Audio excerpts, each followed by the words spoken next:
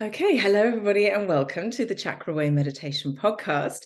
Today, I'm joined by somebody who I'm very aligned with because we both have meditation podcasts, and it is the gorgeous Meryl Arnett, who has a podcast called The Mindful Minute and is a meditation teacher. So, welcome, Meryl. Thanks for joining me. Thank you, Roseanne. I'm so happy to chat with you today.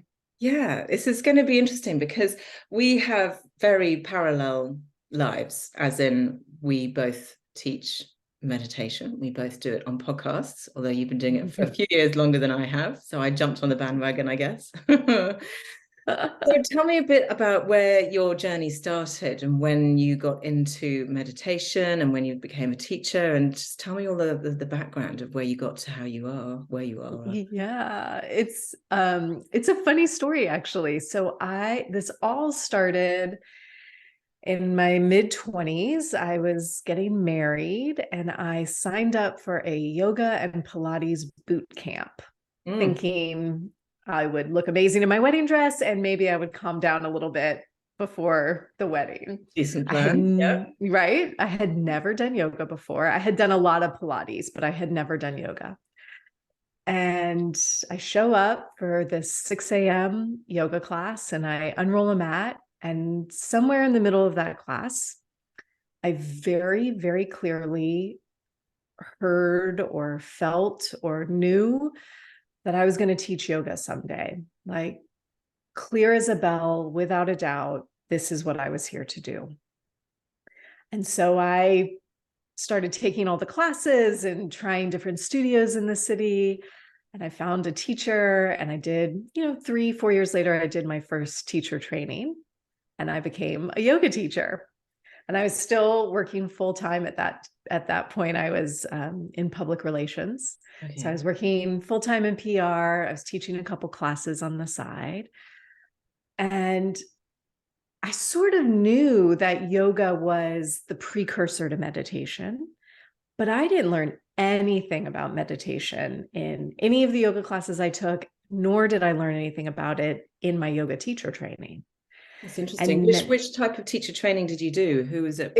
It was a hot yoga. So it was a Bikram training.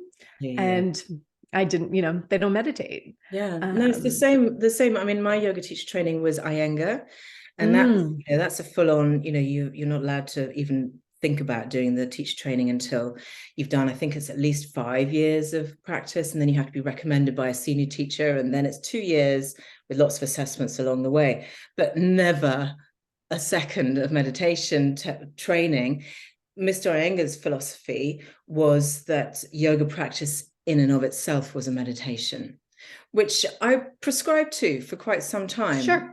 Until I decided that I wanted to go beyond that. So yeah. So anyway, carry on. It's just really interesting. I'm happy to hear that. It's interesting when I tell this story, sometimes people are like, I can't believe you didn't learn meditation. We meditated all the time. Yeah, I know. So I feel like, oh gosh, yeah, I mean, I wish I had. But I've talked to yoga teachers whose teacher training has taken in the chakra system, the energetic body, the meditation, the doshas, the like Ayurveda, like everything, like so many things. And you're like, wow, there is so many different ways of learning to be a yoga teacher. It's a really fascinating journey. Yeah, it is. It is. So I'm teaching these classes.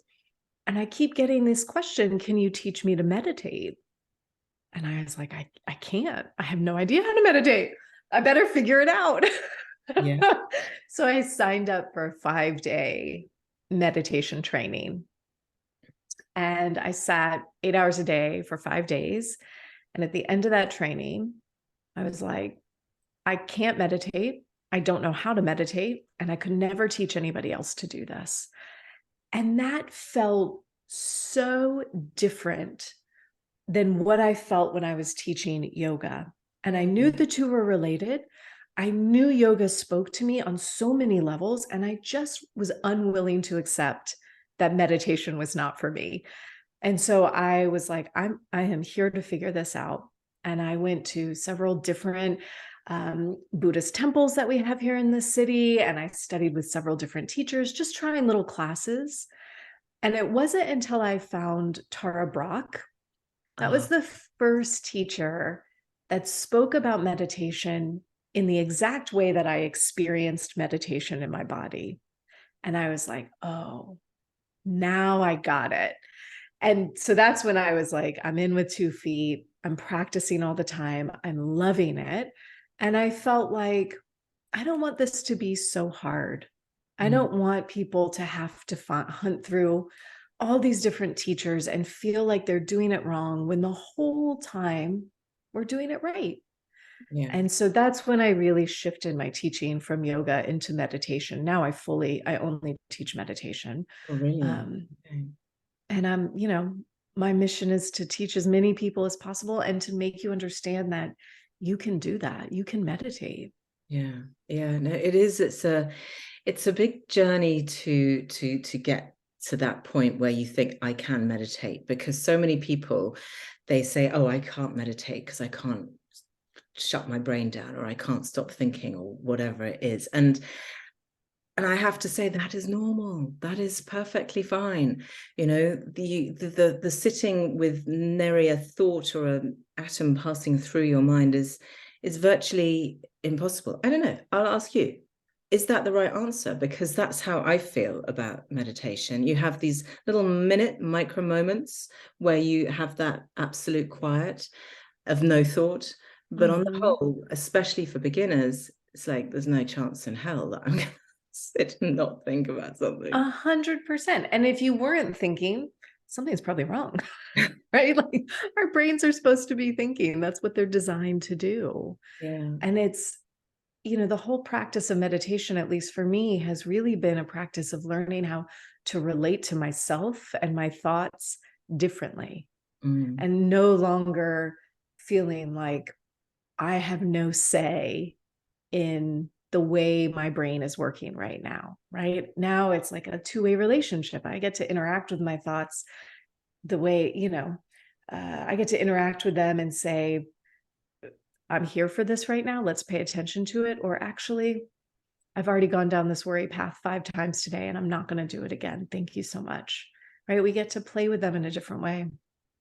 That's a really lovely way of describing it, or approaching it, thinking about, actually, it's that having, because it is that conversation with yourself that you're having. And so often I hear people and they're like, oh, and they're basically berating themselves. They sit down and then they beat themselves up because they don't think they're doing it right, or the thoughts keep coming, and that in itself is part of the practice, is allowing those thoughts. And some days you can sit down and be quiet and be at peace and have that reasonable conversation with the thoughts, if you like.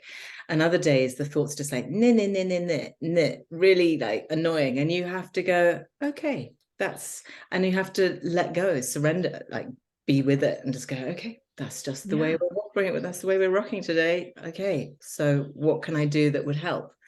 So for me, it'd be, doing something maybe like a chanting, or, like being really purposeful with a mantra or something, to then shut those stupid blooming thoughts off. Yeah, for me, it would probably be to go for a walk and do a walking meditation outside. And it's, I think it's important that we name that it's not like we're necessarily controlling our thoughts. I don't find that I can say, oh, I'm feeling anxious and now I won't feel anxious. For me, it doesn't work that way necessarily. But what does happen is, rather than my anxious feelings controlling every interaction that I have, so I'm short-tempered with my children or my partner, or I'm upset about things that really, in the grand scheme of things, I wouldn't normally be upset about. Instead, I get to name for myself, I have a lot of anxiety today. So I need to be very mindful about what I say yes to, what I say no to, how do I respond, and sort of give myself a sense of grace as I move through a day that, if I wasn't paying attention, would maybe not be that great of a day. Yeah. So, you're obviously a busy woman. You work, you have kids, you have a partner. So how much time do you give yourself in a day for your meditation practice? Does it happen every day, or are there days where you're just like, do you know what, it's not going to happen today, and you let that go? Or how does that? Yeah, I meditate for 20 minutes. I carve out 30 minutes a day. So I meditate for roughly 20 minutes. I don't usually set a timer anymore. I just sort of feel that in my body at this point. And then I journal afterwards, which usually takes me about 10 minutes or so. So I carve out a 30-minute window in the mornings to meditate. And I meditate almost every day. And for sure, there are days where my 4-year-old is sick or we're traveling, life happens. And there are days that it doesn't happen. And I have found peace with that. And, I guess now 2010, so 13 years of meditating, I'm like, all right, it's never going to be 100%. I'm going to let that go. Yeah, absolutely. But I do give myself the push to try and make it happen every day. And sometimes that means I have to sit with my kids and it's not a 20-minute beautiful silent meditation. It's like, let's just sit and take 5 breaths together. And, we went camping this past weekend, my family. So we were all sleeping in the same tent, and which meant we went to bed at the same time and we woke up at the same time. So there was no 30-minute window where I was going to go meditate, but we definitely were like, let's sit here by the water. Let's just connect to what's happening right now. 3 minutes. And it was lovely. Because that, and it's interesting because you brought up that sort of nature aspect of meditation a couple of times. And I think that's one of your sort of things, isn't it? It is. So talk to me about that. Because personally, I find such huge solace. I'm really lucky. I live literally 2 minutes from the sea. So I can walk out of my front door and be looking at the sea from a cliff top. I'd have to walk down, but from a cliff top, look at the sea within 2 minutes. And I just go out there, I just look at the sea, I just go, oh, you just take a moment and just being there, just being present with it. And similarly with trees and nature, being in a woods or just giving a big fat tree a big fat hug is also hugely strengthening and calming. But talk me through your version of what that is in nature. Yeah. So one of my primary teachers these days is Tracy Stanley, who's in the tantric tradition of meditation. And in Tantra, along with many, many other wisdom traditions, it's not just Tantra, and many, many traditions, there is an understanding that the outside world is sort of the macrocosm, and the inner world inside our bodies, inside ourselves, is the microcosm. And they're the same, right? There are mountains and oceans and rivers and elements, earth, air, wind, fire. All of this exists inside our body. And I should preface, you'll probably laugh at this because your podcast is named The Chakra Way. I came to yoga like, don't talk to me about chakras. I'm here to move my body and breathe, but I'm not into any of this mumbo jumbo colors and shapes inside the body, and then you do the practice and you're like, oh, actually, this is real. And so it was a bit the same as I'm doing these meditations and my teachers are saying to me, there is earth inside the body, there is wind inside the body. And I was like, okay, that's a beautiful metaphor. Thank you. And one day I was doing a practice that was specific to the elements. So it was connected with each of the chakras, the root chakra, earth, right? And I was sort of moving through. And I thought, I wonder what would happen if I did this outside.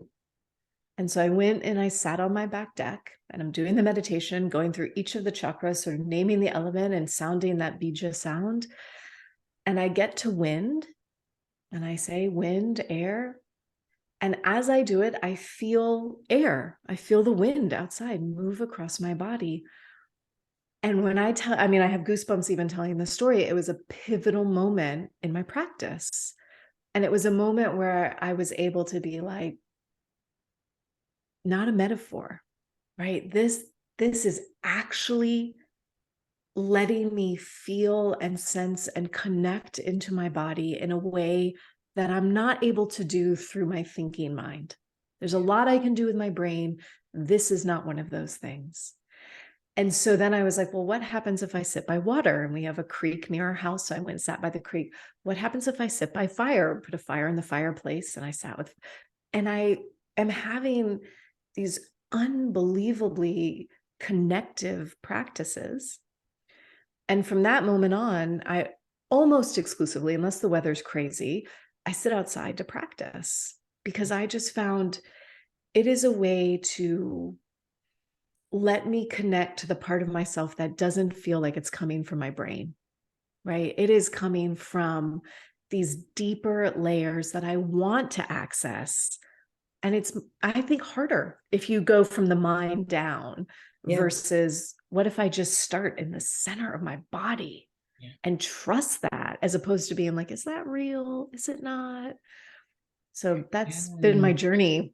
Amazing. I mean, that is so beautiful, because I think, when you get a little bit deeper into all of this, you start to connect with, because obviously when you're working with a yoga practice, you're operating with your physical body. And then once you've accessed your physical body and you've got to know it, and you start to feel that it has this energetic connection, you then begin to connect with the subtle body, the astral body. That's slightly deeper sort of type of body. And then beyond that is the causal body, which is where we hold our samskaras. That's the very deep stuff that we hold.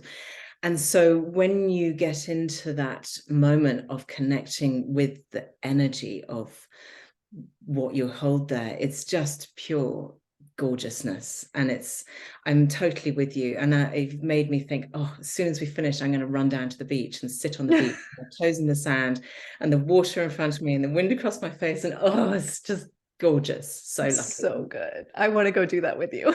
Yeah. But it's interesting that what you're saying about finding those times. And when you were talking about that, and like these stolen moments that you just like, we'll just take 5 moments, it made me think of my darling late mother-in-law, who was very spiritual, and she used to meditate. And I remember one of my brother-in-laws telling me that they were taking her on holiday, and they were getting on a flight, and she'd sit in her chair, and they'd be like, Mom, can I get you anything? Do you need anything? And she's like, no, I'm just going to sit. And she would literally just sit wherever she was, and she didn't have anything to do. She would just sit. She would just put her hands on her lap. She would close her eyes, and she would go there. And it was such a, she'd been practicing for many, many years, decades. And it was something so beautiful to just watch her just sink into this moment where she could just go, okay, I'm just checking out. I'm just going to be. There was such a serenity about that I would treasure that. That was such an important lesson that she taught me. It's funny that she just decided to come and pop into my mind and go, tell them about me and my meditation. I love that. I love that as well. So beautiful. Yeah. So tell me, you mentioned Tantra meditation.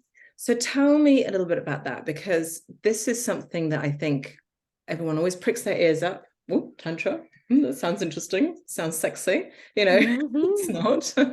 Not really. Not really. So will you give people an outline of what tantric meditation and the sort of the history, a little bit about a tantra, because it's something that I'm very interested in, but I don't know, I wouldn't never want to be interviewed on the subject. So passing that back to you. I'll do my best. So at least my experience has been that the lovely thing about Tantra is it is really inviting us to practice from the center of our lives as they are. And so if you think about sort of the different pathways one might take as a practitioner of yoga or meditation, there's somebody who could be considered the monastic person, who would not have a partner or children or a job, and they would be in an ashram or a monastery and dedicate their lives to practice. There wouldn't really be anything else other than practice. And that's one path. And then there were people that were called, I think, forest yogis. And they were the ones who essentially did the same thing, didn't have partners, didn't have children, didn't have jobs.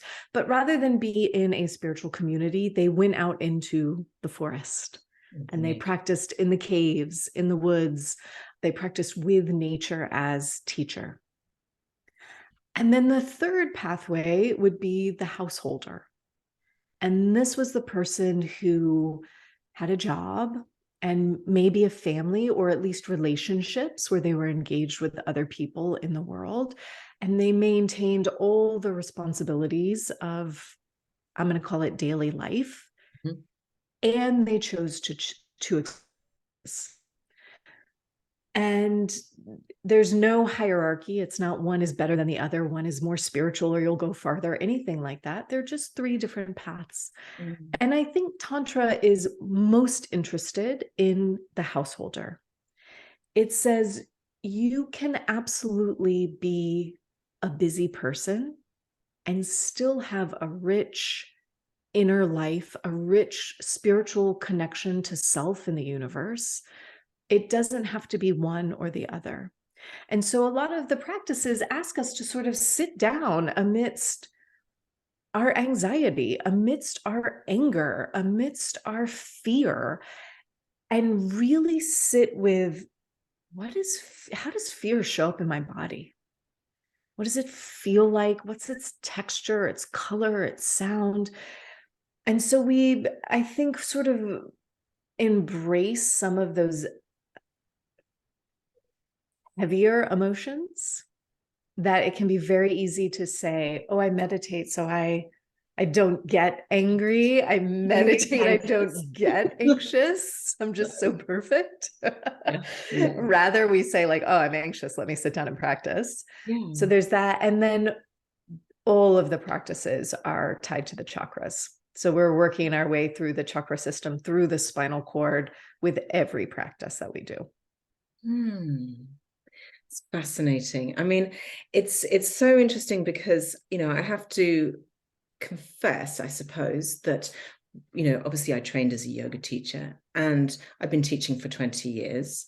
So, I've got a lot of experience, but everything that I teach in meditation are things that I have experienced and felt. I've never been taught to teach meditation, and I've never been taught to teach the chakras either.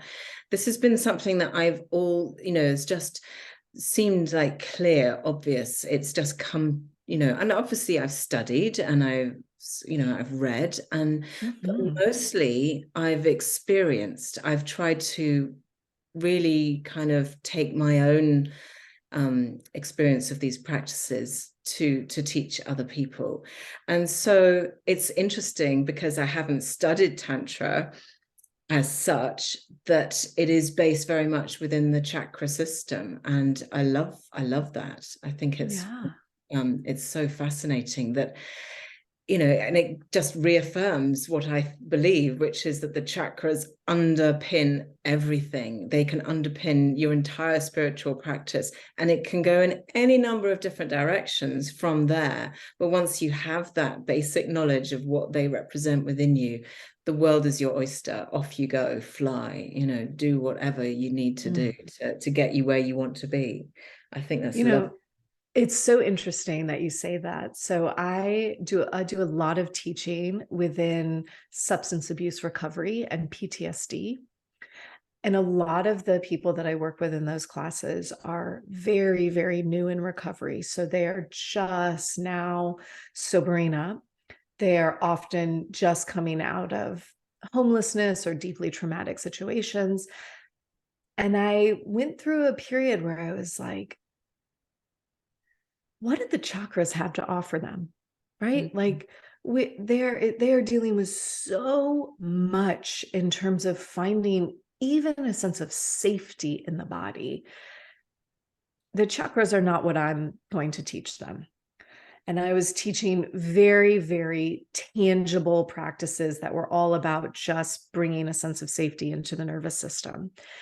And what was interesting is after each practice, and I would ask, how did that feel? How are you feeling? What's going on for you? And almost always these students are saying to me things that they feel within chakra centers. Even though I've never said that word, I never name them, I don't guide through them. It's not what I teach, but they feel it there. And so I have done several meditation teacher trainings, and I actually lead meditation teacher trainings. And the one thing that I do in my training, and I love that you named this, is I introduce what I call threads of truth, which are like these foundational elements that appear across several different traditions in all meditations, right? These things make the meditation a meditation. They're the foundation. But there is no script. There is no do it this way or it's wrong. You take those foundational elements and you use your experience in the practice to give voice to that meditative experience, to guide people through it. And so even though my own practice is quite chakra based, and that's what I've learned, I don't say those words very often when I teach. I hope that people find that experience, but based on who I teach and the experience I have in my own inner body, it's not that I say now will be, not all the time. Sometimes I do. It depends. Now we're going to start at the root chakra. I don't teach in that way, even though I hope that's what you're experiencing, if that makes sense. Yeah, no, it does. It does. That's really interesting because, yeah, again, underlies every practice is there. And how important is breath work within your meditation practice? Because for me, it's a big one. It gets me there, gets me to the place that I need to be able to meditate. I can't just sit down and not do some conscious breath work, just even if it's just 3 big breaths, I can't. Yeah. How is it? I think it's very important. And in Tantra, it's very much a piece of the practice. And where I started, I started more from a mindfulness lens. And breath work is not really a part of mindfulness. And it's been interesting to sort of hold those two practices together. With mindfulness, you might just sit down and close your eyes and go into the practice. And in a tantric practice, we would have a lot of very conscious, specific breath work that we would do, whether it's an alternate nostril or often it sort of guides you into a circle style breathing where there's not a pause between inhale and exhale, which for me almost instantaneously brings me into my practice. Yeah. And I find that to be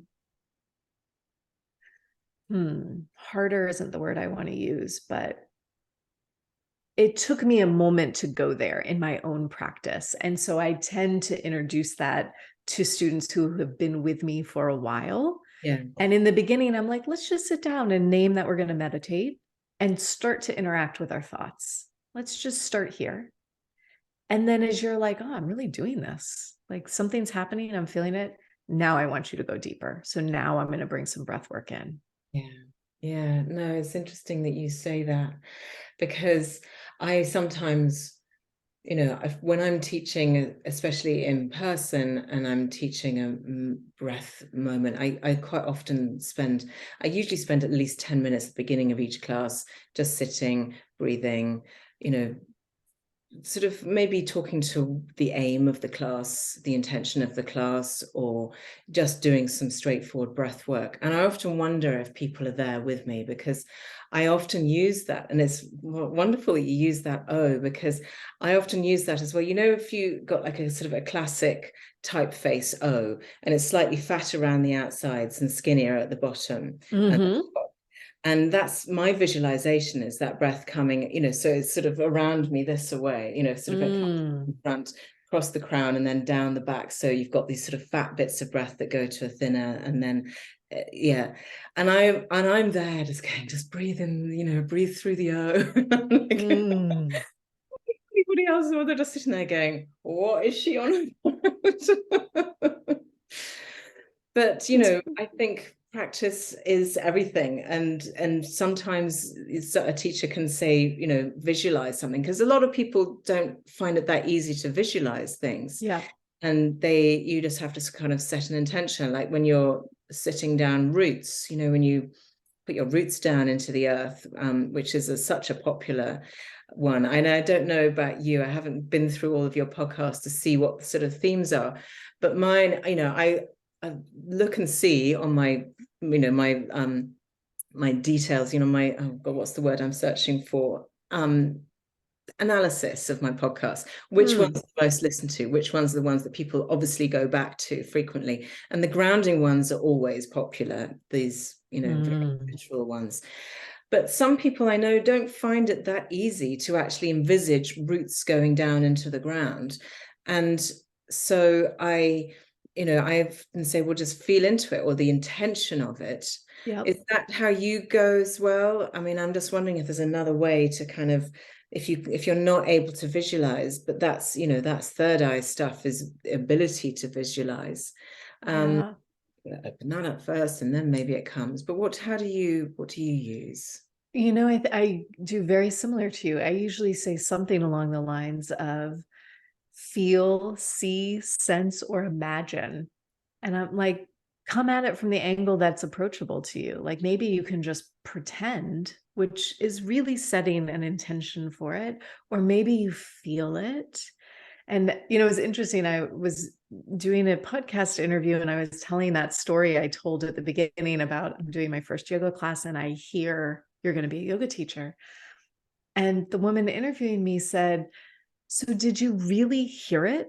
Audible, like, was it an audible sound that you heard? And nobody had asked me that before. Good question. And I had to sit for a minute and I was like, that's what it felt. It felt like I heard it, but I didn't hear an outside sound entering my ear. I heard it in the center of my being, like from the inside out. And I think some people might say that they felt it or they saw it behind their closed eyelids. And so I think we must all have our way of experiencing the inner world through one of the senses. Yeah. And that's the one I want you to go with. You pick it. I don't care what it is. You pick it. Because we all have that higher self. We all have that guidance. Absolutely. And I mean, that's where clairvoyance, clairaudience, clairsentience, there are lots of clairs.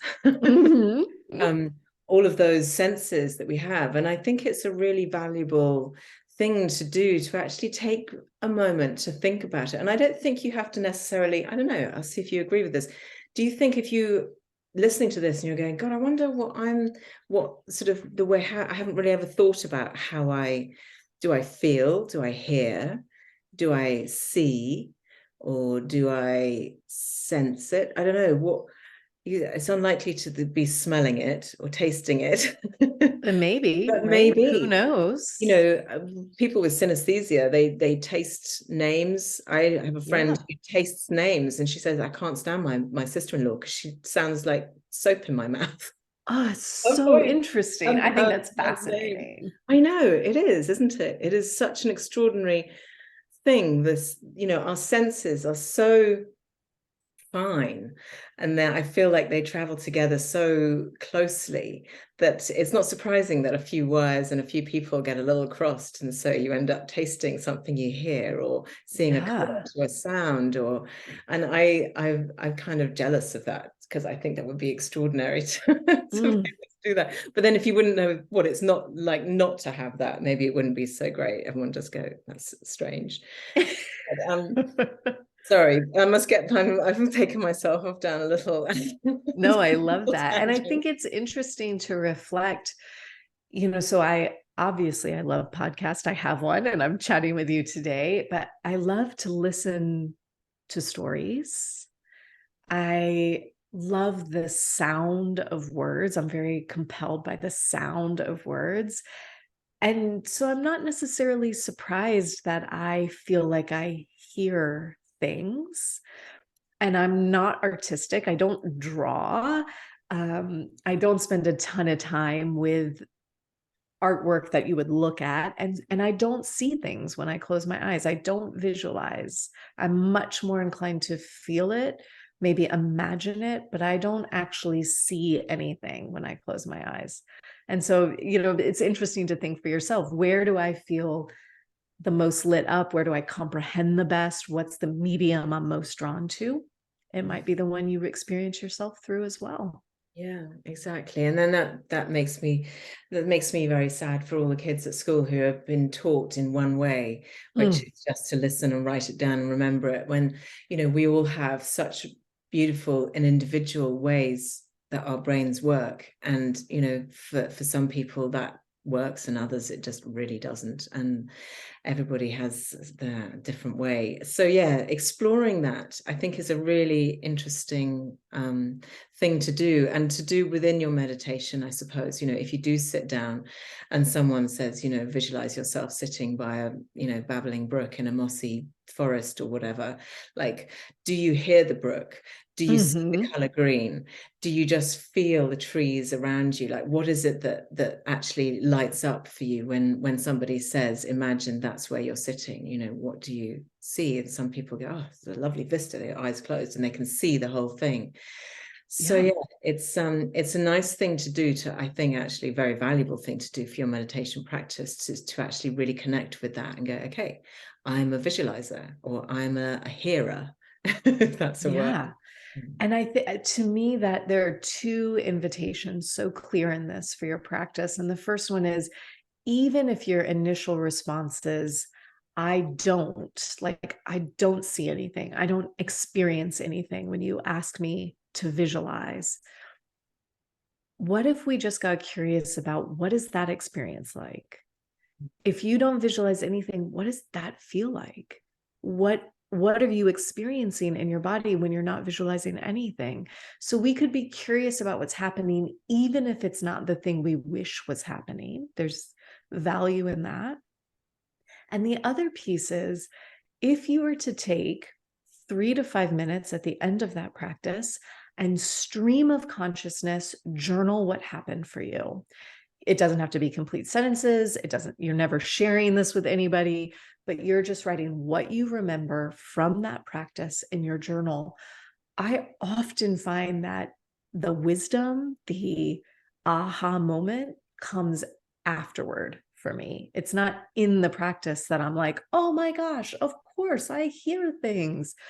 But later it might be, oh, as I'm writing, I'm realizing, like, I remember very clearly hearing a phrase, an idea, a sound, or scene, or smelling, or whatever it might be. Sometimes I think the magic is in the journaling. I love that. And I'm glad you brought it round to that, because that did spark my interest when you said that you meditate for 20 minutes and then you journal for 10. And I think, and I was like, oh, that is worth discussing. So I'm so glad you brought us back there. Because I think journaling is in this sort of, what do you call it? No, it's not non-conscious writing, just stream of consciousness writing is, it is so valuable. And what I want to ask you is, so you sit down, you have your scribble, and you write maybe a couple of pages of stuff on a, you know, on a good day, maybe half, you know, maybe sometimes it's just like a couple of sentences. Other days you might write pages and pages. But it's within the writing of it that you find the wisdom. It's not like you have to go back and go, oh, what was I thinking the other day? Or do you? I never go back. Never go back. And I'm sure there would be wisdom to be found if I did. Yeah. But it's in the writing itself that the wisdom shows up for me. So it will often be, because what happens so often is I'll have an experience that feels a bit like a daydream, right? Something happens in that space where it's quiet and I'm not actively thinking, but of course your mind is working, and something will unfold in my mind. And I'm remembering, I'm only going to partially remember because this was quite a while ago, but I remember telling this story in one of my teacher trainings, because I try to get everybody to journal. And I was like, I was sitting and meditating, and I had this experience, this daydream, that I'm trying to ride a bull and I don't have reins. So I'm like trying to ride this bull, but I have no reins. And I'm like kind of bouncing around and being all wild. And what I remember is, in that particular moment in my life, that's exactly what it felt like. I felt like I was hanging on for dear life and sort of being thrown this way and that way. And in the meditation, it wasn't about that. But when I sat down to journal, I'm like, what happened in that practice? Oh, yeah, that's so weird. I was dreaming about a bowl and like, okay. And as I'm writing it, that's when I was like, oh, this is exactly how I feel right now. And now that I have that wisdom, I have all this choice. What can I do to add reins to the situation? Right? What choice do I have in my calendar, in my commitments, in how I'm structuring my practice to support a moment where it feels like I'm being thrown off the back of a bull? Right? And so that was the wisdom. That is fantastic. And everybody recognizes that moment, where you're just drifting off to sleep and you have a genius idea and you go, oh, that's great, I'll remember that in the morning, and then wake up and poof, it's gone. And the same with dreams. You're like, oh, that was an awesome dream, that was a great story, but as you're waking up, and literally as you come into consciousness, it just melts away. You're like, oh, that was so fun, but oh, what happened? I remember the feeling of it, but not what happened. And those are the moments that your subconscious and your guidance are giving you little internal clues as to what really is happening for you inside, because we're so good, aren't we, at covering up with the daily do and the expectations and the programming and the all of the stuff that we consciously deal with, that it's so much louder. It's so much louder in our lives than the subconscious, which has so much wisdom and depth to add to our lives. And so as a practice, I absolutely adore that. And I dream journal too. I also highly recommend dream journal. Do you dream journal? No, I haven't for a while, actually, but I must start doing that again. I mean, I sit here and I'm thinking, God, can I remember a dream I've had in the last? But it's a matter, you have to train yourself to do it. You absolutely have to train You have yourself. to go to bed going, I'm going to remember my dream tonight. Yeah. And then you have to wake up and go, what dream did I have? Write it down, kind of just as you're waking up, just as the alarm is going off, or just as you're... And even if you don't remember, like how do you feel waking up? Is there a texture? Is there a color? Is there a sound? If not, can you just scribble on a page for a few minutes? Yeah. Do something to start that habit of, I open my eyes and I translate onto paper. And then the way my dreams and my meditation practice go hand in hand at this point is luscious. It's very it feeds my day for sure. And I think even if you're getting into the practice of that, I'm just thinking for myself, as you wake up, if the first thing you do isn't to pick up your phone and see what rubbish people have spam emailed you overnight, but in fact to pick up a pen and paper, and if you can't remember your dreams, just do a couple of lines of gratitude, because that's going to beautiful, big time. That's the magic's going to start happening as soon as you do that, I think. I agree. So one more thing that I want to bring you back to, because I find this interesting. It's something I've been thinking about of late. So you said that when you first decided you wanted to learn how to meditate, you went off and you did a 5-day, 8-hour day, sit down, and you came away going, I can't do this. Those practices seem really scary to me, like sitting down for more than half an hour even, is, especially if you're going to do it in the very traditional sense. So you're going to sit upright, cross-legged. And I'm going to be honest with everybody and say my legs will fall asleep after for sure. half an hour. My legs, I can't get up. I'll be like, okay, we've just got to wait a moment here. And so what came to me the other day, and I don't know why, and this is why I'm interested to ask you, is that something came up from me, is like, you should go and do a vipassana, which is, for those who don't know, a 10-day silent retreat with 8 hours of meditation a day. Have you ever done it? Obviously not, because you might have mentioned it. I have not done it. I have not done it. I have mixed feelings. I think it would be amazing. Let me just say, I think it would be amazing. And I think it would probably be one of the hardest things I've ever done. I Yeah. really do. I have done several 4 and 5 day long meditation retreats. And my consistent experience is day 3 is a climb out of my skin, get me out of here. What excuse can I manufacture to leave early? I cannot stay another second. And then once you break past that, of course, it's amazing and beautiful. My personal favorite practice is a half-day meditation retreat, like 3 to 4 hours in 30-minute increments with a little 5-10 minute break in between. I love that. And I try to do that quarterly. As a householder and a mom of little kids, I'm not going away for 10 days. And I don't want to feel, and I don't want any of my students to feel like that is the only way to be a quote unquote good meditator. No, there's no right? way that is a good, I think for me, I think what it is, it's a personal thing. It's like, I need to crack open a few layers. You know, there's a few layers that I feel like I'm bouncing up against, and I'm just like, I'm being patient, I'm being kind, but I do want to kind of crack through a little bit. And I'm just wondering if, well, I think I would probably rather do a 3 or 4 day. That's what a 10 day when my students ask. Yeah, I do say, start with a weekend, go do a weekend retreat and see how that feels. And you might do 2 or 3 weekend retreats and then a week long. And then you could see about 10 days. But it's a weekend and a week retreat. I'm presuming you come out of your meditation and then, everyone will be quiet and respectful for a little while, but then you will go and have supper and you will chat. Whereas if Vipassana, you are silent. You do not speak to anybody. You're living with all these people, and you're all doing the chores. So you're helping serve and cook and wash up and all the rest of it. But you are living, and you're living in dorms and everything with these people, but you do not talk. Yeah.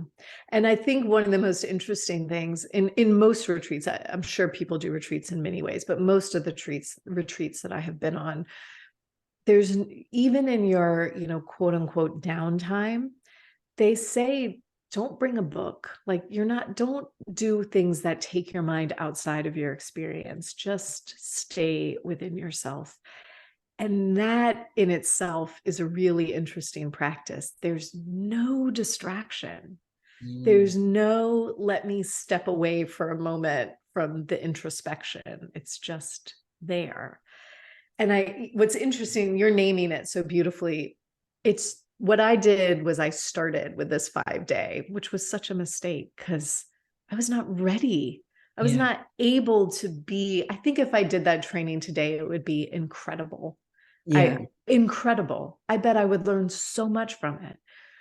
I was not ready. There's so much resistance, isn't there? There's so much resistance and noise that I didn't have any skills in relating to yet. And so go take a class, right? Start there. And as you said, when you start to feel like what I'm doing is pushing against something I'm ready to move through, well, now how do I go deeper? Now let me try a 1-day retreat, a 3-day retreat. Let me go deeper. But you don't have to start there. It's the same thing about beating ourselves up, right? You're like, let me do the hardest thing possible and then I'll be perfect. I mean, don't get me wrong. I do have no illusions of perfection. I'm just sort of on a quest at the moment to just kind of push myself a little bit past my comfort zone. I think that's what it is. You're ready. And of course, the Vipassana is like, it is the ultimate hardcore thing to do.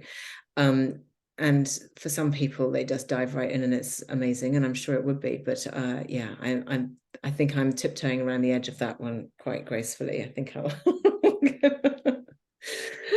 just spend a bit more time. But, what is interesting, I love that. Is that, what I always remind my students of not only when I'm teaching meditation, but also when I'm teaching yoga, is that the whole reason why we have this asana practice is that so our bodies are strong enough to sit in meditation, so that our bodies are strong enough to withstand the pranayama, that shifting on control of our pranic energy through breath work, and then to sit in meditation. When you look at the tree of yoga, you know, you've got your yamas and your niyamas, and then asanas are only level 2, pranayama level 3. But, you know, there's a few, there's, you know, what, eight limbs on this. So yep, 8 limbs. Yeah, before we get up to the very top, samadhi or whatever it is, that, you know, eternal bliss and I don't know, next lifetime.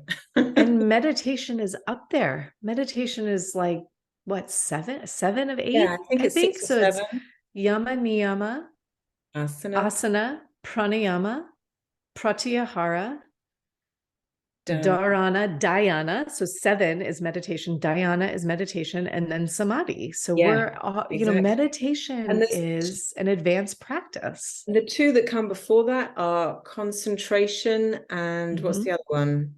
Pratyahara is the withdrawal of the senses. Withdrawal of the senses. That's it. And then and concentration. And so concentration is what most of us are doing when we say we're meditating, is we're learning how to concentrate on the present moment, on the breath, or whatever the anchor of the practice is. And that dhyana, that meditation, nobody teaches us that, right?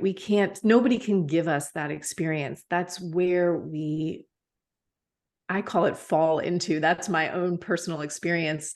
That's the state that I fall into when I get my concentration where it's supposed to be. So what you and I teach is concentration. It's dharana. Yeah. No, you're absolutely right. And, you know, before that withdrawal of the senses and that concentration, they're super valuable practices in and of themselves. Absolutely. You're right. And it's interesting because you can teach that withdrawal of the senses. You can teach concentration to a certain degree, but you're right. You cannot teach somebody, you know, some people just sit down on a mat and go and kind of meditate, and they're like, suddenly, you know, and I've talked to people on my podcast who are like, yeah, I sat down one day and like, ta-da, I was in this gorgeous heavenly place and the angels were singing and I found peace in my soul and I thought I have to spread the word. And I'm like, you little bastard, right? It's not fair. It's not fair. The rest of us work for years and years, and we're not even for there 1 yet. second, 1 second of that experience. Exactly. But you know, it does take work, and it does take practice, which is why yoga is a practice, why meditation is a practice. We can't assume or take these things for granted, but yeah, very beautiful. There they are. So listen, do you realize we've also almost been talking for an hour? So I feel like we could talk for a long, long time about this, but I'm so grateful to have met you, Meryl. Really, this has been gorgeous, and your energy and it's been an absolute pleasure. So tell everybody where they can find you, you know, where you teach in person as well as your podcast. Yeah, so you can find everything at my website, which is my name, merylarnett.com.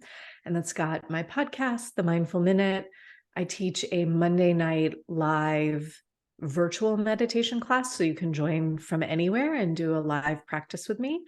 So that's every Monday night. And then once a year, it probably will have already started by the time this comes out, but once a year in August, I do my meditation teacher training. And then little odds and ends in between always, but it's all on my website, merylarnett.com. Perfect. I will put that in the show notes and people can find that. Thank you. It's been a real joy speaking to you. And I feel like there's so many more things that I could ask you about. You know, we didn't even talk about walking meditation. We didn't talk about, you know, I really want to, maybe we can do a part 2 on just sort of like the history and like a few more sort of like, that would be cool, wouldn't it? Like I would love that. And all the different schools of meditation. Do that. Okay. We'll be back. Roseanne, this was so much fun. Thank you for chatting with me. Thank you.